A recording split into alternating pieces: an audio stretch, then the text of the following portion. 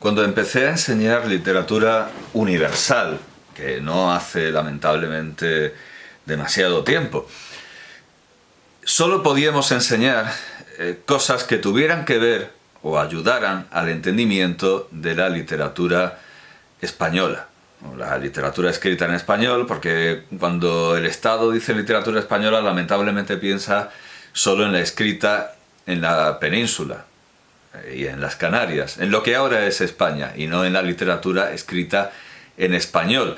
Al igual que hay también un criterio restrictivo en latín, porque cuando se dice literatura latina en realidad se está pensando en literatura romana y no en la literatura española escrita en latín, francesa escrita en latín, que bueno, muchos llaman neolatín, pero bueno, es el mismo latín de Roma.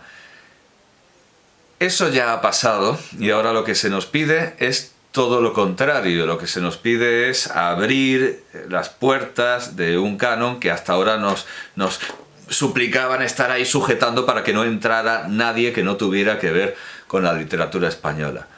Ya, por lo tanto, no es necesario, no es obligatorio relacionar la literatura universal con la española, pero yo hoy lo voy a hacer porque lo creo necesario. Voy a hablar de Italo Calvino, pero lo que voy a empezar diciendo tiene que ver con con España, con la relación de Italo Calvino con España, o si queremos decirlo así, con la literatura escrita en español, con la literatura española, pero en realidad vamos a hablar de España, tal cual, lo que ahora se entiende como España. Veo en el diario ABC un artículo de Fernando Iwasaki, de uno de nuestros mejores escritores vivos, en su sección Locus Amoenus, titulado Cuando Borges y Calvino coincidieron en Sevilla, con una fotografía no de Borges con Calvino, sino de Borges con Torrente Ballester, que también estaba allí. Lamentablemente este artículo es de pago, así que no he podido leerlo, pero sí que encuentro en el diario digital, no sé si es diario, en la publicación digital de ultraizquierda, es decir, contexto, las consonantes de contexto escritas como para un móvil, que se subtitula Contexto y Acción. Se han encontrado aquí estos apuntes porteños de Pedro Jesús Fernández, de 2016, titulados Borges y Calvino en Sevilla. Borges y Calvino en Sevilla. Estoy buscando la parte... Aquí está. Viene todo esto a cuento, es decir, cosas que no vienen a cuento con lo que queremos presentar o de lo que queremos hablar hoy. Viene todo esto a cuento por la pregunta que habría hecho Borges a Italo Calvino en el Congreso de Literatura Fantástica de Sevilla de septiembre de 1984. Habla Borges. Usted, que lo ha visto todo, quizás podría ayudarme a resolver una curiosidad que he tenido desde niño. ¿Cuál es el color de los ojos de los tigres? Italo Calvino bajó la vista, miró al maestro con calma y respondió: Llevo mucho tiempo esperando esa pregunta. Era natural que fuera usted quien me la planteara. Tengo la respuesta. Son 17. El primer color es el ámbar. El segundo color... Yo no recordaba la anécdota, dice el autor de estos apuntes. Y estuve allí, delante del escenario del Hospital de los Venerables del barrio de Santa Cruz, asistiendo a las charlas con las que me había encontrado por sorpresa en mi llegada a Sevilla, primer destino tras haber aprobado la oposición. Él estaba allí y no lo recuerda, pero ¿importa? No sé si Fernando Iwasaki lo recordará o no, porque el artículo es de pago y no he podido verlo. Pero desde luego esta relación de la literatura universal con España y la literatura española merecía contarse. Luego he encontrado en otro diario de izquierdas, público, un poco menos de izquierdas, que es La Brújula, que es una sección del diario Público, es decir, en el diario Público, he encontrado este artículo, Borges, lector a ciegas. obra de Antonio Iturbe, con una ilustración de Alfonso Zapico. Y cuenta cómo Alberto Manguel, a quien por cierto yo muchas veces he confundido con Fernando Báez, que es el director de la Biblioteca Nacional venezolana. Pero Alberto Manguel lo que ha hecho ha sido suceder a Borges como director de la Biblioteca Nacional Argentina. No sé por qué he fundido a estas dos personas y me ha pasado lo que con el editor de la edición más moderna de las Memorias del Tiempo Amarillo de Fernando Fernán Gómez, que hay un profesor de cine con el mismo nombre que un profesor de filosofía chavista y de ultraizquierda, y me pasa lo que con Cina, el poeta en el Julio César de Shakespeare. Podrían decirme, no soy Cina el chavista, soy Cina. Pues me pasa exactamente lo mismo. Alberto Manguel no es Fernando Báez, y no sé de dónde me viene esta confusión, pero los fundía en una sola persona. Alberto Manguel es el que leía libros a Borges, y aquí Antonio Iturbe hace una ficción, hace un retrato de cómo podían ser estas lecturas, pero entiendo que partiendo del testimonio de Alberto Manguel.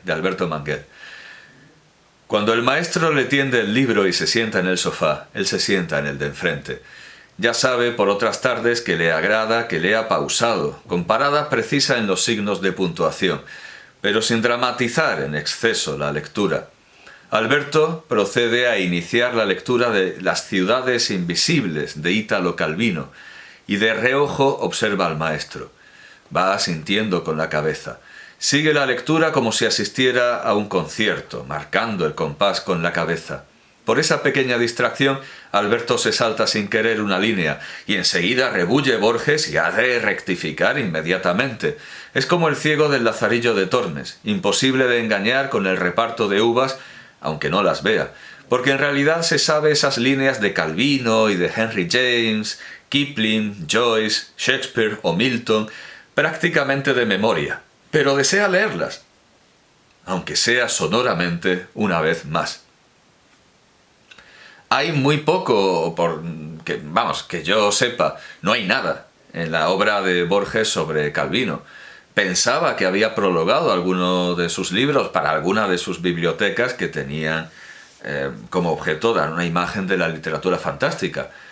No lo he encontrado, ni siquiera en las versiones alemanas, que en lugar de libros eran más bien cuentos.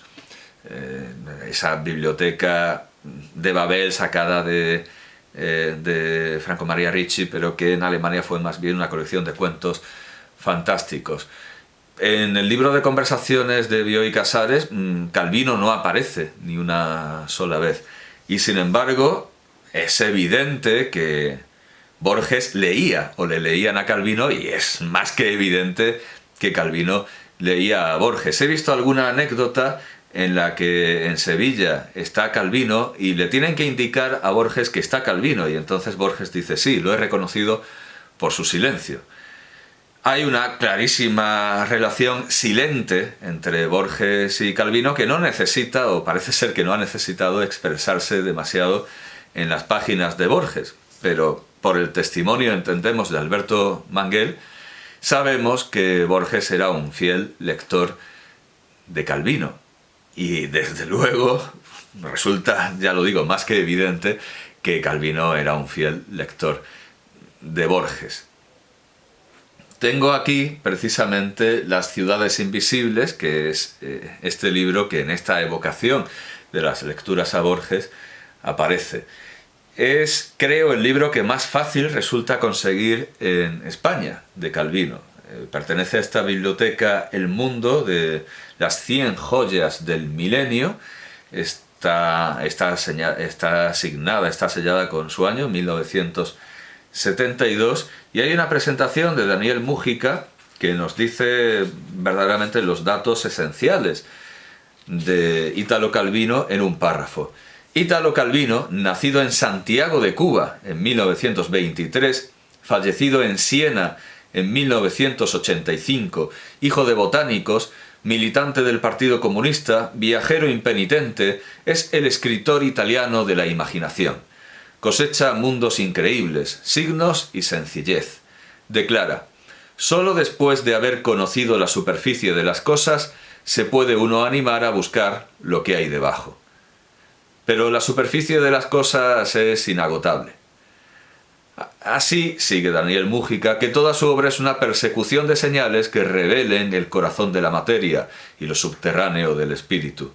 En su obra, aparte de las ciudades invisibles, cabe destacar el resto de las obras que pude obtener de Italo Calvino en un primer momento ya en Italia, la trilogía de nuestros antepasados.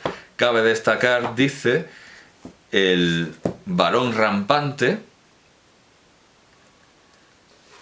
el Vizconde de Mediado, todas estas son ediciones de Mondadori, y el Caballero Inexistente, trilogía de seres fabulados en una realidad que los asfixia y los empuja a la diferencia. Así que digamos que si bien podemos decir que el Calvino esencial es este tan releído por Borges, Las ciudades invisibles, la trilogía de El Barón Rampante, de El Barón Rampante, el Vizconde de Mediado y el Caballero Inexistente, que además tengo aquí una edición para las escuelas, porque, una tiene el Barón Rampante precisamente tiene el prefacio de Calvino a la edición para las escuelas de 1965. Bueno, también tiene una cronología, y bien, esta presentación escolástica. El volumen de El Vizconde de Mediado lo que tiene es una entrevista con estudiantes, con los estudiantes de Pesaro en 1983. Bueno, en realidad no, la entrevista... No, viene una cronología, bibliografía esencial, pero no viene la entrevista, simplemente se cita en la contraportada, no viene la entrevista. La cita de El Caballero Inexistente viene de la cuarta cubierta anónima de Calvino para la primera edición. O sea, pero si es anónima es de Calvino. Bueno, el caso es que hubiera estado bien que Mondadori hubiera tenido en cuenta una imagen que pertenece a Mondadori, que la ha usado Mondadori y que está en... Bueno, es del álbum Mondadori, pero yo lo tengo porque me salió más barato en la edición de Fischer, en alemán, pero es el álbum Calvino. El álbum Calvino que viene del álbum Mondadori de Calvino, eso imagino. Edición de Luca Baranelli y Ernesto Ferrero, y la edición original es de 1995 por Arnoldo Mondadori Editore, 1995, y esta pues es de 2013 en Frankfurt, en Francoforte, por Fischer Taschenbuch. Bueno, pues aquí tenemos en un repertorio iconográfico riquísimo sobre Italo Calvino. Aquí tenemos todas las imágenes. Entre otras cosas tenemos una ilustración de Picasso para El Caballero Inexistente. Este es El Caballero Inexistente de Picasso. Pero como digo, el volumen es verdaderamente riquísimo, y aquí están todas las imágenes, todos los manuscritos con dibujos, todo lo que puede interesarnos de Calvino. El álbum Calvino. Aquí lo tenemos, imagino que en París. Sí, en París. Bien. El álbum Calvino, obra de, ya lo he dicho, de Luca Baranelli y Ernesto Ferrero. Bueno, y no estaría mal que hubieran elegido como portada ese, o haberlo... Porque la portada esta es de Fausto Melotti, Costate Uomo, de 1936. Esta portada también es de Fausto Melotti. Esto ya es una obra... sí, bien, es de Fausto Melotti. Bueno, es una cita poética. Lucignoli, Volteggiar cantando. Esto es de 1983. Y la última pues será también de Fausto Melotti, claro. Fausto Melotti contra Punto Libero, 1972. Son 3 portadas de Fausto Melotti, pero hay que recordar que El Caballero Inexistente fue ilustrado por Picasso, ni más ni menos. Digamos que estamos configurando un Calvino esencial, estamos haciendo un Calvino esencial, las ciudades invisibles, la trilogía de nuestros antepasados, y por último me parece absolutamente imprescindible tener por qué leer a los clásicos. ¿Por qué leer a los clásicos? Aquí está el índice. Una advertencia: ¿por qué leer a los clásicos? Las Odiseas en la Odisea, Jenofonte, Anábasis, Ovidio y la contigüidad universal, el cielo, el hombre, el elefante, las 7 princesas de Nezamí, Tirante el Blanco, la estructura del Orlando, pequeña antología de octavas, Gerolamo Cardano, el libro de la naturaleza en Galileo, Cyrano en la luna, Robinson Crusoe, el diario de las virtudes mercantiles, Cándido o la velocidad, Denis Diderot, Jacques le Fataliste, Jean-Marie Hortes, el conocimiento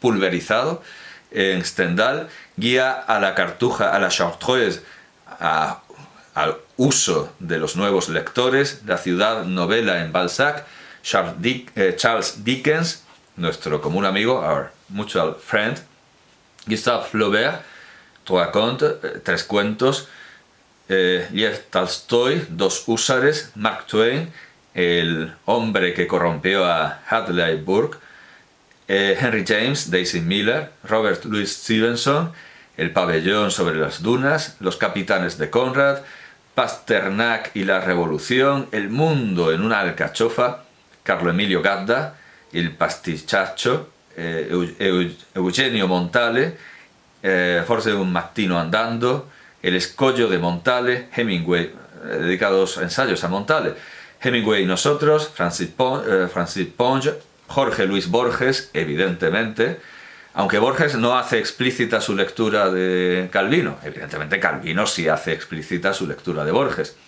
La filosofía de Raymond Queneau, Pavese y los sacrificios humanos. Me parece también un libro esencial, aunque es un libro de libros y no un libro, por ejemplo, de ciudades, como Las ciudades invisibles. Pero yo diría que este es el Calvino esencial, el Calvino que todo el mundo debería tener, aunque no sea un gran admirador de Calvino, por lo menos esto, y por lo menos ya que Calvino no solo habla de Calvino, no solo tiene cosas de Calvino, sino cosas de Hemingway, etcétera, etcétera, tantísimos otros.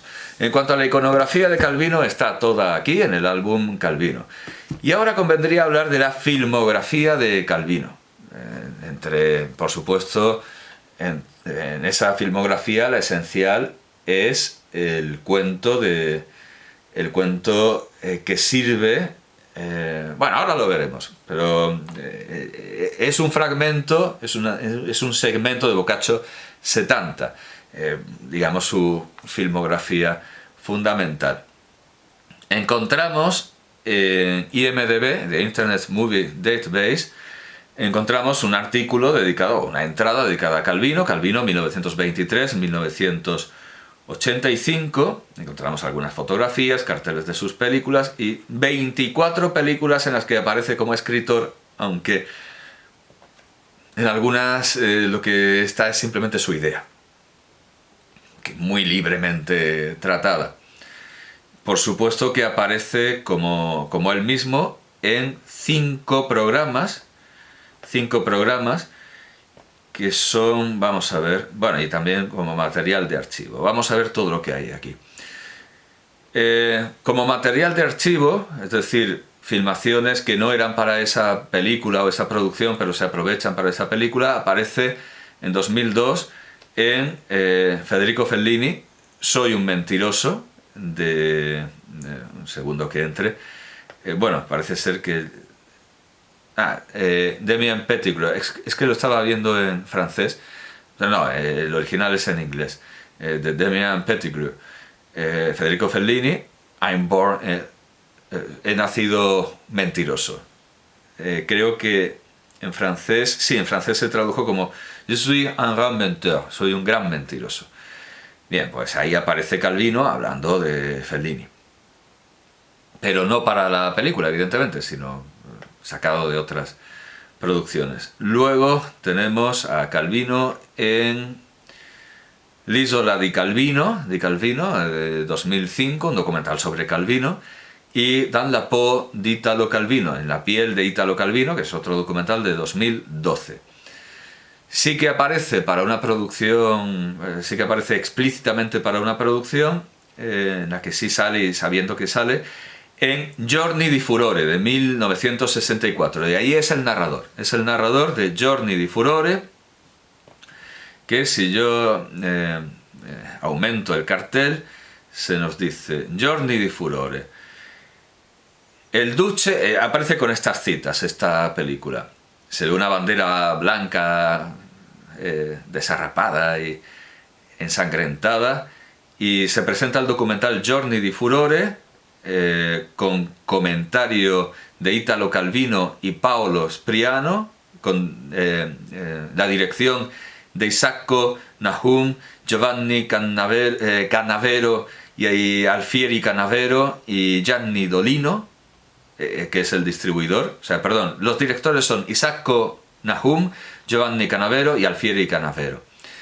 Comento de Italo Calvino y Paolo Spriano, y para hacernos una idea de qué va esta película, Giorni di Furore, Días de Furor, hay dos citas.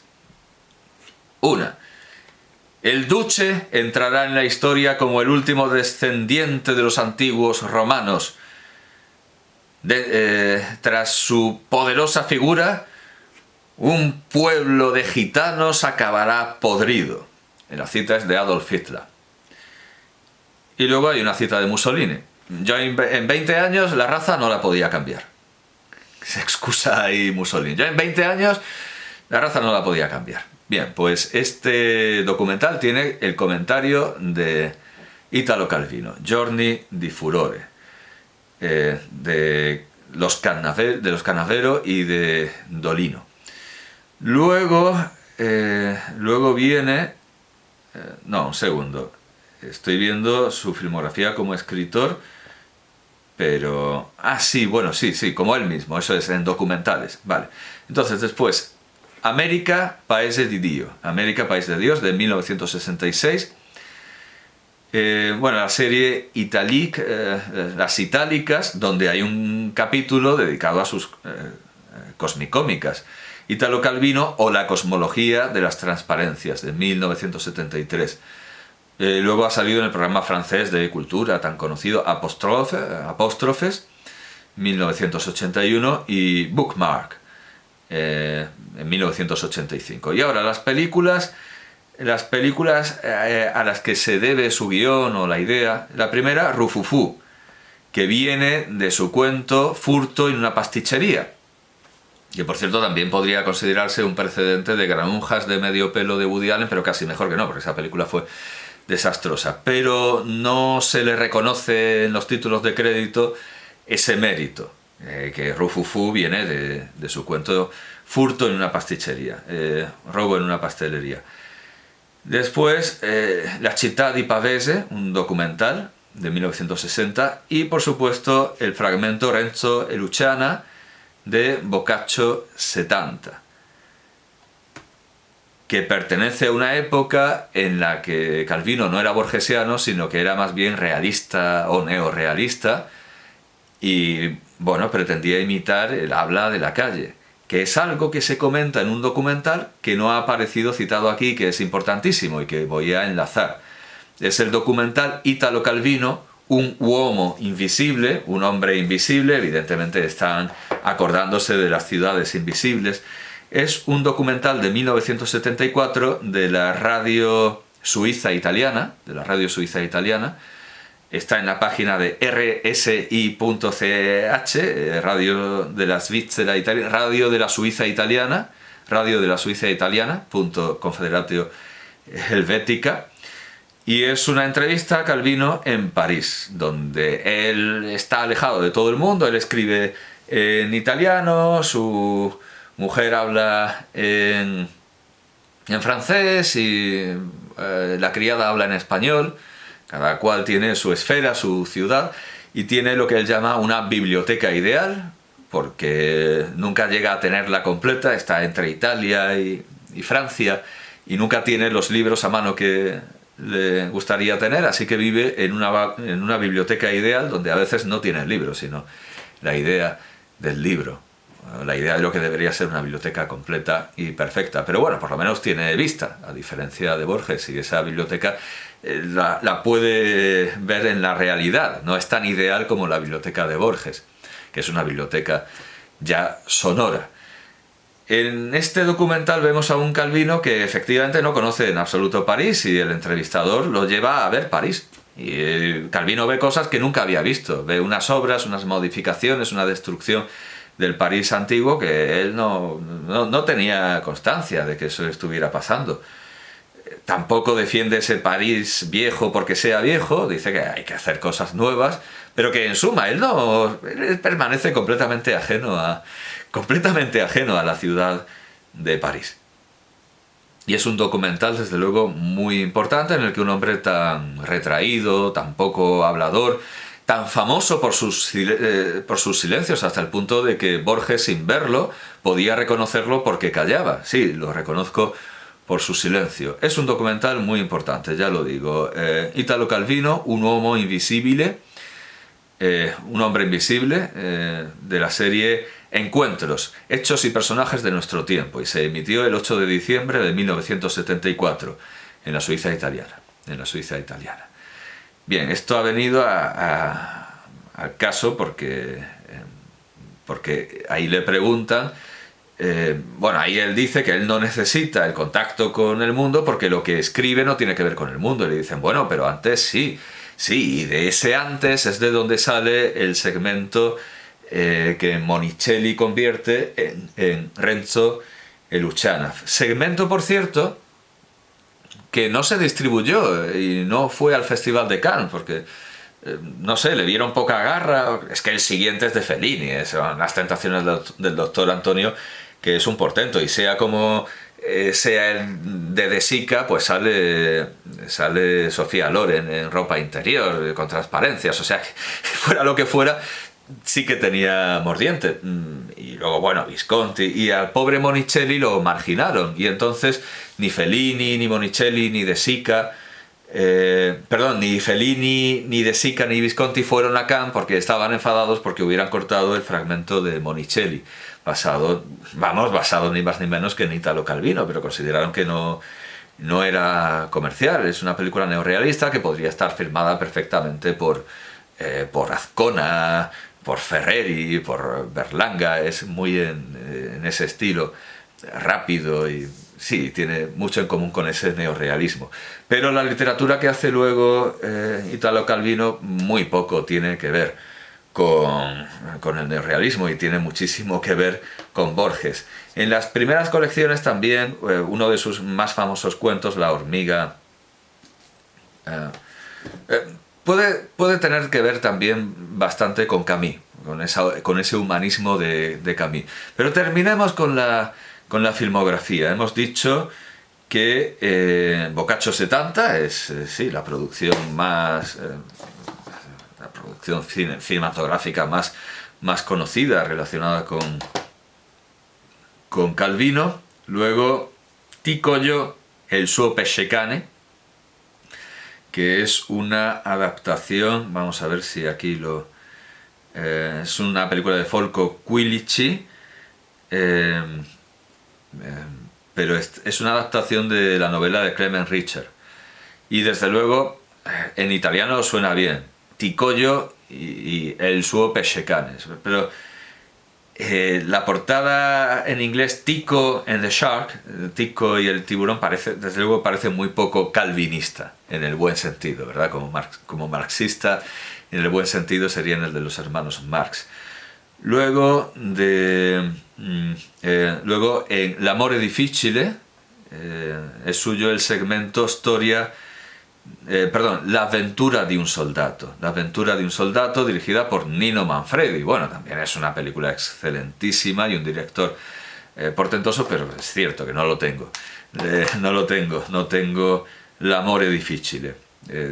que es otra película de segmentos, uno de Alberto Bonucci, otro de Luciano Lucignani y otro de